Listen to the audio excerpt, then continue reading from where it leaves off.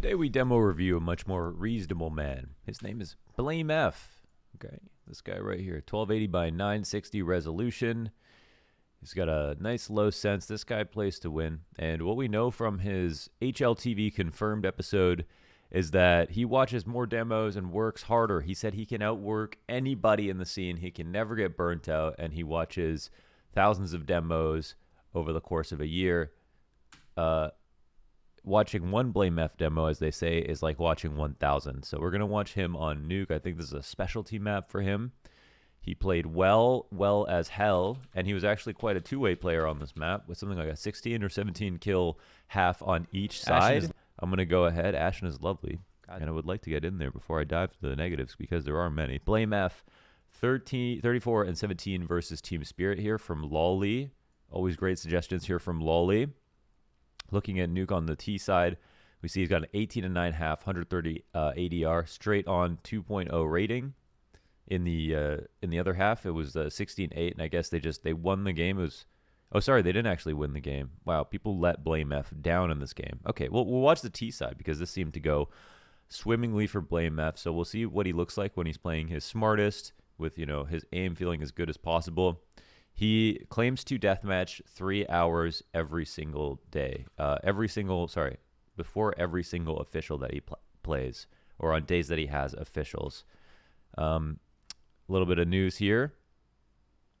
Dame Diana Rigg dies at 82. One of the best top 3 actor on Game of Thrones. She was amazing. She was incredible. So sad. 15 more coaches implicated in CSGO exploit scandal. Not listed yet. The article, I will link it in the description. I'll remember this time. And you can go and see, and we'll get updates on who these coaches are. This is getting hairier and hairier. Hopefully, just because of how much it would rock the scene, hopefully the coaches are not of as great a stature as Hundon or Dad or some of the other coaches that have already been found to have cheated. Here there are listed a few more that people haven't heard of that have gotten themselves banned or their RMR points reset for their team. So far, we don't know exactly yet what Valve are going to do in this situation. And then in other cool news, C9 are releasing salaries. Henry G has made it a point instantly as now the GM of C9 to release salaries for all of the players that he's going to sign. And he's listed it here as a deal valuation at 1.6 million. This is said to include his buyout and the contract length, so you can do some math and work out that he's got about $30,000 or so a month as a signed IGL here for Cloud9. Alex worth his weight in gold, of course, is an IGL coming out of Vitality at a career high, so this is a big pickup and a great way to start off the team. But this has made it feel for me as though I don't want to really root for teams that don't do this in the future. I think this makes the scene so much more exciting, talking about valuations and contracts and being able to discuss what players are worth. And yes, there will be memes. Oh my God, $3 million and he played the 1v1 like that, like those kinds of memes. But who cares, right? That even makes it more fun. What's really cool is being able to look at these and discuss players and actually say, like, is this player genuinely worth his contract in a real sense? And for these players to know themselves and to not be sitting alongside players that are, getting paid different amounts when they maybe shouldn't deserve it or should deserve more. This is great for everybody. And as Henry said, the person who benefits the most is the player. It's the orgs that generally would not want to release this information because it helps them pay people less. Ultimately, that's it. I mean, maybe the orgs are not too scared about releasing the information, but they think maybe it's helping us save money, so why should we? But here's a precedent that's been started. I want us to start supporting teams that release this kind of information, and I think it makes watching Counter-Strike that much more interesting and feel even more like sports. So shout out to Henry G. Yes, an absolute pioneer of the scene instantly in becoming GM of Cloud9. So a couple of things before we start for next week. Talked about in this video doing a different video each day. So having a day where I do a regular demo review, like a good performance, like we have blameF here on Nuke, And then maybe doing a day where we have a game where Crystal goes 2-14 and we figure out, is there a good reason for that, or did he really just shit the bed? And then do a demo review of myself where I catch up on the end of my pugs. Yesterday I had a really awful day of pugs, and I'm actually back in C+. So this is what happened. This is my fault. So I played 5 pugs yesterday. I just started off so slowly, and then I lost this game. I lost these games. I just played really badly. Like, look at this: 3 RWS, 7 RWS, and I mean, I was playing. Yeah, I just played bad. Oh, I didn't warm up right. I didn't do my hour routine. And then I ended up taking a few games to warm up. And then even this game, at 38 kills, we lost 14-16 or whatever. So today I'm going to see. I'm going to warm up properly. It's already a little bit late, but I'm going to get some more warm up in. And then I'll hopefully demo review one of my demos from the pug from the end of the week and get the hell out of this rank, man. I need to be I need to be going up. I've been coaching. We were 2-0 in advanced here for the jungle. We've got another match coming up tomorrow. It's been really cool to analyze and watch the demos here. And hey, there's a lot of coaching roles being opened up now. So who knows? Maybe I'll retire from pugs and go into coaching. We'll see what happens. I've actually enjoyed it quite a lot, just kind of researching and learning more about the opposition and seeing how it plays out live. Never thought I would like coaching just because I like playing so much, but I think I've got a new perspective now that I've actually tried it, which is really cool. So again, yeah, that's it. So I'm going to get on a better schedule next week, and then I'm going to maybe start doing certain days for certain types of demos. We'll see. And then I'll also start recording. I think this weekend I'll record 2 demos on one day, and then I'll upload the demos now the day before. Maybe I might start doing that. The only reason I don't want to do that is because of things like this. Like, we got instant news right now, and I can kind of report on it here the same day. So maybe it's better to just record it on the day of, just for situations like this, because I think this is really cool. And yeah, maybe I'll just start waking up earlier so I can make sure the videos get out at the same time every day. Yeah, maybe I'll just be a little bit more responsible, huh? Okay. All right, let's get into the demo. blameF going off. And another thing is, I feel like my energy's been a little off. I don't know if you guys notice it all, but it's not been extremely high. I was on a strict like workout schedule, but my back I've just been really hurting my back somehow. And me and my girlfriend like to walk a lot, so we walked about 10 miles on the. Okay, hold on. All right, we've seen this smoke before. It's the aggressive smoke. It creates an area of uncertainty in front of the squeaky, and it allows you to lurk out, but it also allows you to not lurk out, but just draw the attention forward. So say, for example, your team is thinking about going outside. That's not what happened in this situation, but say, for example, then if your teamer is wrapping mini, then the player who's standing in front of mini is worried about a squeaky bust.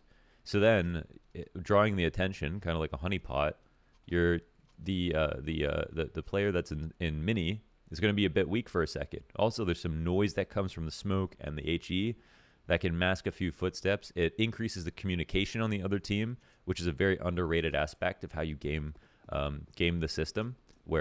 Game the system. I don't know why I'm speaking in terms like that. Where it can make it just harder to hear things if you're on the CT side. Oops. And wow, that's a very nice 1 dig there for blameF. Oh my gosh. Okay. Boom.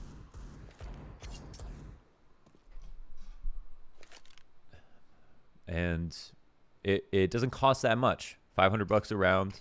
You throw the squeaky fake. It might draw out a Molotov or 2. It might draw some attention forward.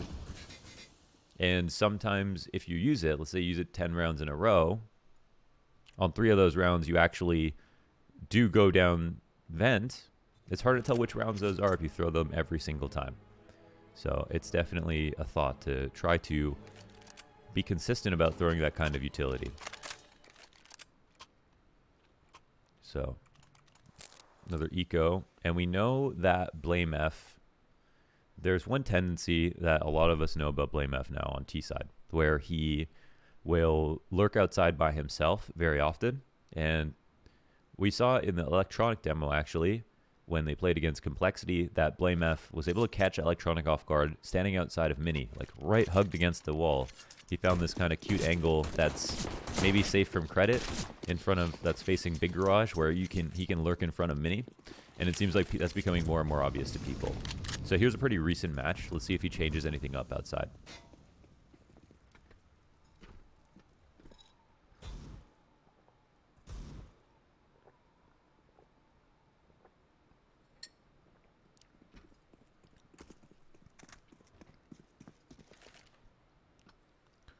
Spotting on the cross. And as we talked about before, great reason to watch coaches play. Oh, because they know most of the nades. blameF talked about learning all of Obo's lineups, because Obo was very bad about remembering grenades, just so that if he couldn't remember a spot or had to do a certain execute, he could throw Obo's lineups for him. So he learned every variation of every smoke, and I think he's taken it to the nth degree, the extreme, and learned it for most everybody. And my goodness, that's why we need to have the X-ray off, right? To see shots like that. I'm sure you've really got to hold your tongue in some situations when you play matches, you know, versus players of this caliber who have just been in the gym grinding, who have it out to get you, who know how you play, who've deathmatched 3 hours the night before, 3 hours the day of. You're going to die in ways that you're not going to be able to explain to your team. And the only way you can really see how painful those shots are, how crazy these shots are, is when you turn the X-ray off. So here's that lurk once again. No CTs in sight. Oh, kidding. They're all around. And yeah, it's contact play again. We talked about this last demo where you just have one person holding a line of sight on an angle, and as soon as that player crosses, everybody can kind of pop out and shoot. One person calls him, I'm calling off contact. And that's something everybody should be doing at every level. At every level.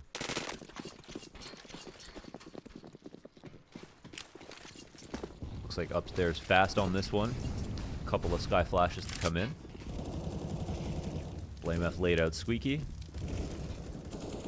Definitely the guy you don't want dying right now. And this is suddenly a very winnable round if Poison can stay alive. blameF 1-on-3 situation, and no more trades come out. Nobody was in front of Squeaky that entire time. So that means they could have abused that. I'm not sure if there was someone top hut. That may have made a difference. I feel like Blame wanted to help out a bit more there. A little bit sooner for Poison, but thought well, I think, you know, either if you ask Blame, he'll say, oh, I should have helped out sooner there. Or he'll say, I was really anticipating someone to come out of Squeaky. And so if Poison gets a kill, then blameF will instantly get the next one. What we can see from that version of things, Poison dies, then blameF dies. But sometimes when you're execing, you don't want to be tunnel visioned on the same player. I think that's something that happens also in Pugs. That causes you to lose rounds.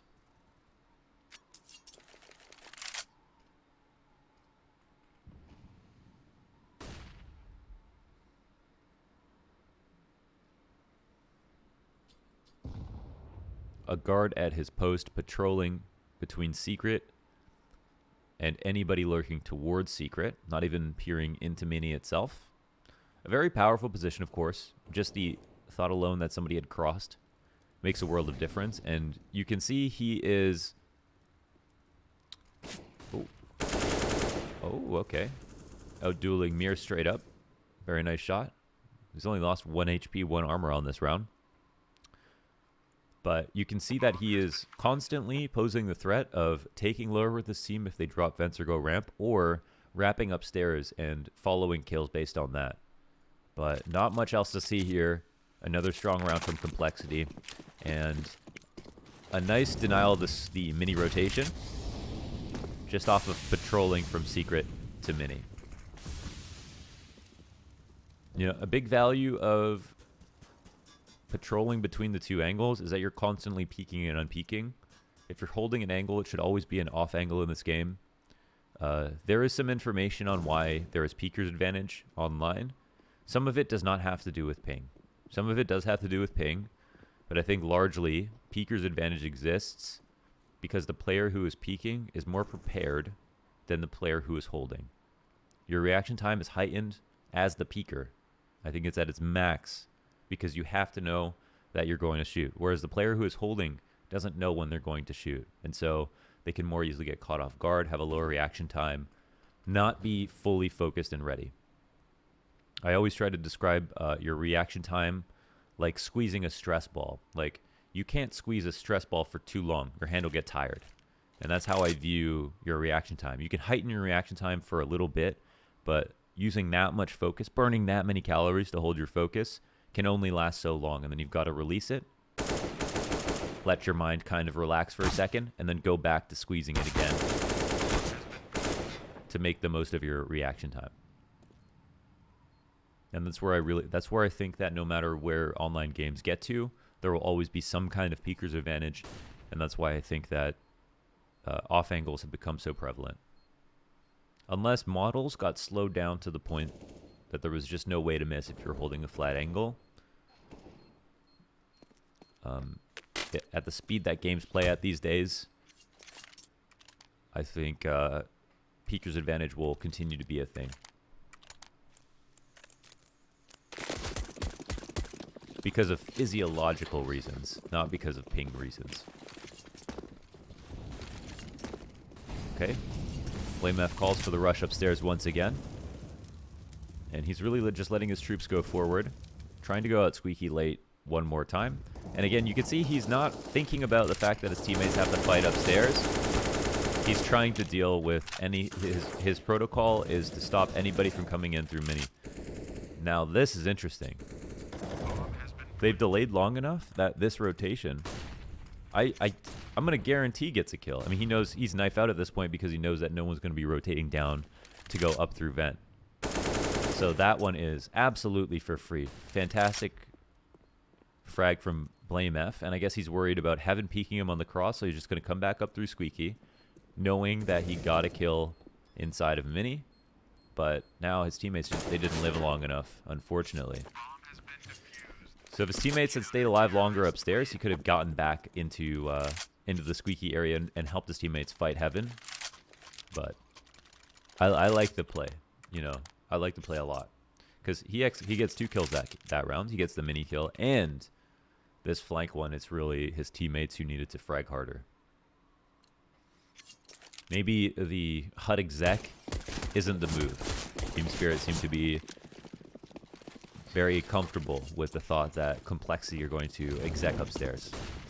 All right, some fast Molotovs here. One to the top of HUD, it looks like, and it's just a first tier execute, as I like to say. Couple of grenades to try to bait out utility, and then the re-exec after pulling that Molotov out. Because they keep holding the Molotov in front of Squeaky. And a nice adjustment, outdueling Mir once again. No small feat. Looks like blameF was going to try to wrap Mini this time around. And here, doesn't bite off more than he can chew. 2 players look like they're almost saving outside, and just wanted to take blameF to the dump, but they don't find him. They fall back. And don't tell me that they're actually on for this retake. My goodness, it's actually coming. And blameF will lose again. Oh my god. Okay. It's not his fault, guys. I can see why his KD was so sharp. He's never had to die. He is absolutely doing his job. I want to say he is absolutely doing his job. His teammates upstairs unable to get enough kills for him to even come in for the clutch. Right? I think there would be a difference if he was...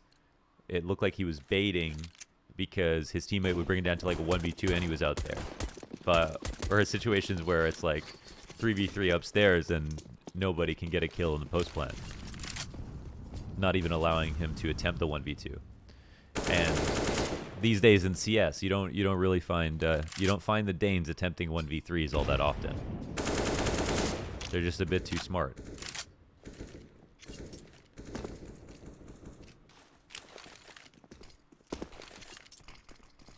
I think that's a couple of things that have resulted That became hallmark to the Astralis era. Number 1, HE grenades. Number 2, knowing when to save.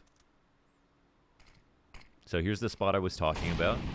He'll just kind of stand here for a long time. But I feel like it's a you know where to find him kind of position. So he's going to take it into lurking forward. Oh, man. And he's going to hear the footsteps running away. And the reload, of course, that's just going to activate him completely. Was that a bait? Was it a bait? That's Ida's balance, holding behind a smoke of his teammate after his teammate just spammed into Big Garage.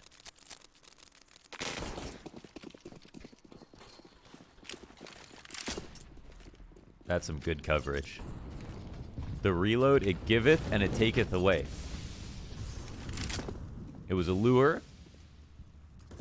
I bid on it. blameF bid on it. Okay. Tiny little crosshair here.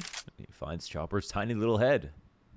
Another mini kill here for blameF, but it's a 3-on-4 situation. Even more dire straits than some of these previous rounds. And it looks like they're thinking of, I don't know if they're thinking about trying to hunt him. SDY dies in front of Mini again. And now this round is a whole lot more viable. So I guess I know if you're blameF here, you probably, you've got Mini open. You know your team has lost a few of these rounds when you weren't close enough. What's the play? I was thinking I think in this situation I would have tried to go into Mini and double up, but as a 3v2, teammates hurt. If you die, the round's probably over, but instead it seems he's found a gap in the defense where he's now wrapped upstairs, but it's a 1-on-2 situation. He is low on HP, and it's hard to say if his time is limited. Magic's coming up the ramp, it looks like, and Blame just going straight into a big rotate. He loves doing these. Have you guys noticed that? He's a big rotator. If I ever, now after watching this, if I ever 1v1'd against blameF, and he thinks he has space, I know I'm just going to look for the unlikely angle. He's going to have to walk out. That's completely free. The total outplay here for blameF. His Magic's just assumes he's going to play it standard. You gotta love that with the amount of health that he had. It's another situation where I feel like he's a bit, where now it's a closer situation, 3-on-2, and he's somewhat separated from his teammates, and then his teammates end up dying, and he has to go for this clutch, and he does it off of a great lurk, but either his teammates are having trouble delaying long enough, or he needs to be in a position to help them more. I feel like there's some dissonance here in some of these situations where it's either, it's someone's fault. It's either his teammate's fault or his fault. I can't exactly know who. His call might be to be, hey, don't die, I'm going to do this flank, or, it's a post plan, I expect you to win some frags. But in that one, that's when my questions start to become, is it blameF who's maybe taking a bit too much time?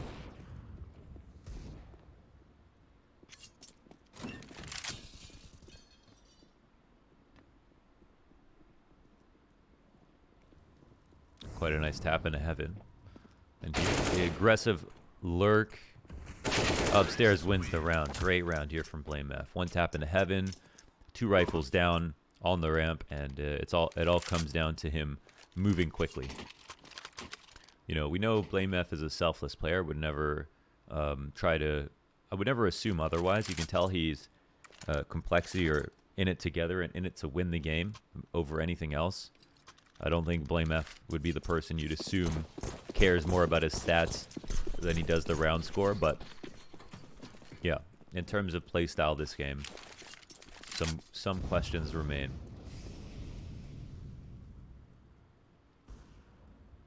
But it does feel like if you leave your teammates in a post plant, they should do a bit better. Nice eco highlight to add in there to buffer from the rifle kills in the frag movie. He can throw that in. Little spray down outside of Mini. And now we move closer to a fantastic half complexity up to 8. One more rifle round and certainly it'll be 10. The tempo raises.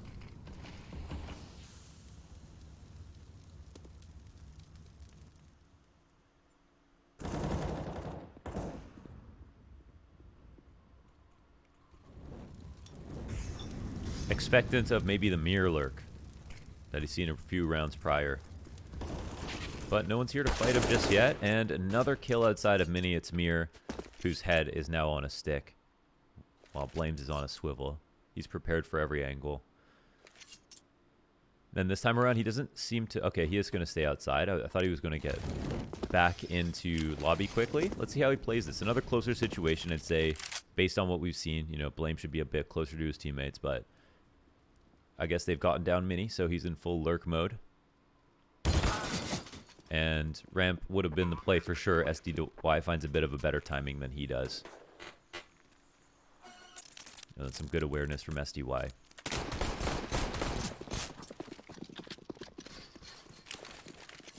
I think that was a round-winning move.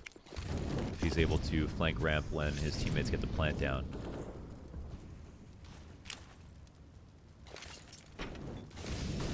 Just an unfortunate timing. Flashes upstairs once again. And this guy, I mean, blameF does not see how any of these executes go at all.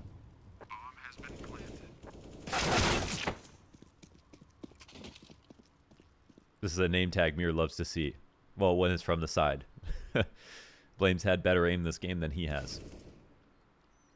But this time around, even when Mir finally gets the kill on Blame, Complexity get the trades upstairs.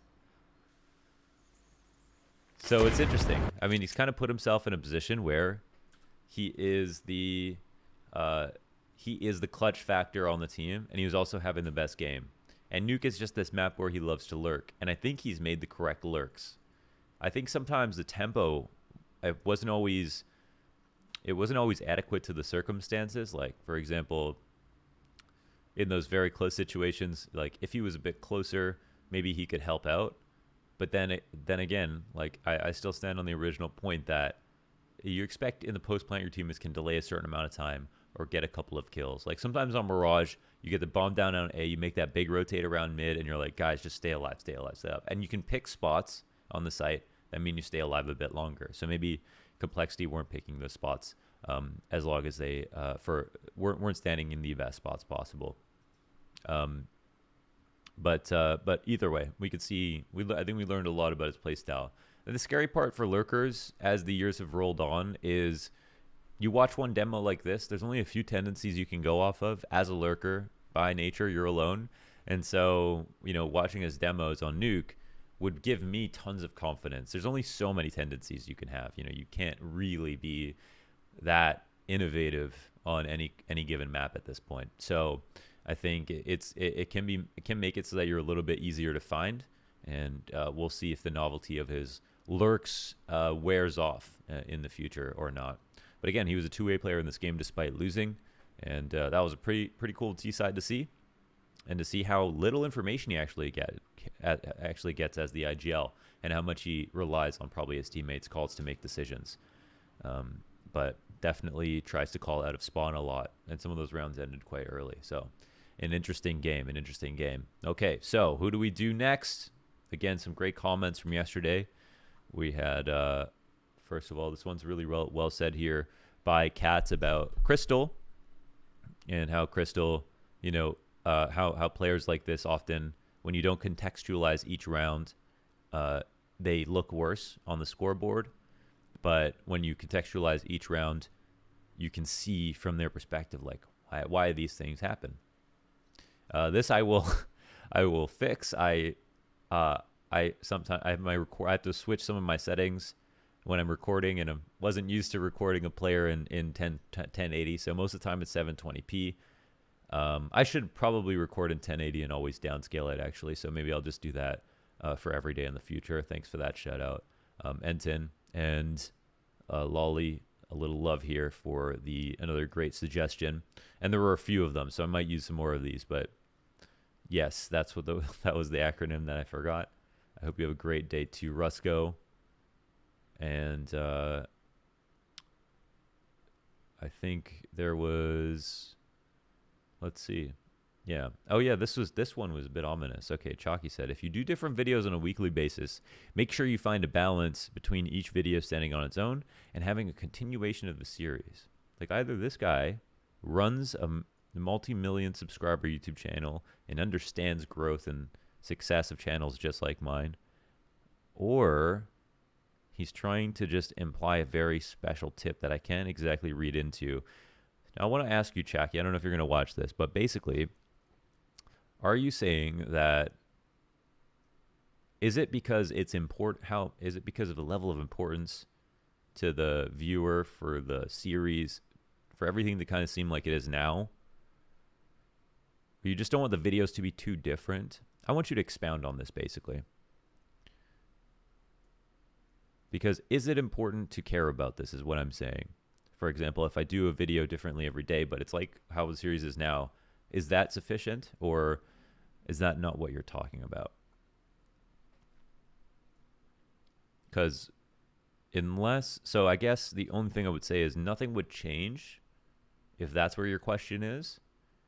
We would just sanction days to do different types of videos, but it's the videos that we're already doing. I would like some a little bit of explanation on this. And here's another thing, guys, before we go. Let me tell you a story. I used to subscribe to a YouTuber. His name was SXE Phil, okay, now known as Philip DeFranco, the news reporter on YouTube. And he was one of my favorite YouTubers, and I used to watch him record videos in his dark room on a laptop and ask people for feedback on what he should do next. And I used to contribute, and I was a big fan of his. And I would, when he's a very small YouTuber, only a few thousand subs, and I used to give help with ideas, and I was very invested in his growth. And then he got to a certain size and started doing news videos. And he, one day, I had an opinion, because he does some of these news topics, that I didn't agree with, and I thought it was a bad take. And as a commenter, I disagreed with his opinion. But I was a commenter that was a huge fan of his. So I thought I was speaking to a friend, if that makes sense. And I think it came off wrong. And he blocked me. As somebody who had been subbed to his channel for maybe a year, maybe 2 years at that point, who had watched every single video, who only had the best intentions in my comment, he blocked me from viewing his channel. I made a new YouTube account just to subscribe to him again and watch his videos. But I was heartbroken. I was devastated. It really hurt my feelings. And it made me realize, and from a young age, at that point, this was probably 2006, 2007, 2008, something like that, that I don't ever want to be like that as a YouTuber or a personality, where I am so sensitive to the point that, I can't even see when it's a fan who actually cares about me criticizing something I do. And I've always made sure not to. And I feel like that's why I am the kind of person I am, where I don't blow up on every single comment and whatever. I just try to assume that, listen, it could be any number of reasons somebody says something to me, but I don't want to embarrass myself by blocking my own fans, right? So no hate towards Philip DeFranco, still a big fan of his, but that was a really important lesson for me as a viewer. And one thing I also knew from back then was that I strongly and firmly believe that your viewers understand more about what your channel needs than the YouTuber. Sometimes it's harder for the YouTuber to see what will make the channel successful or what's making the channel work currently. And that's why I love the comments so much, and I pay close attention to them.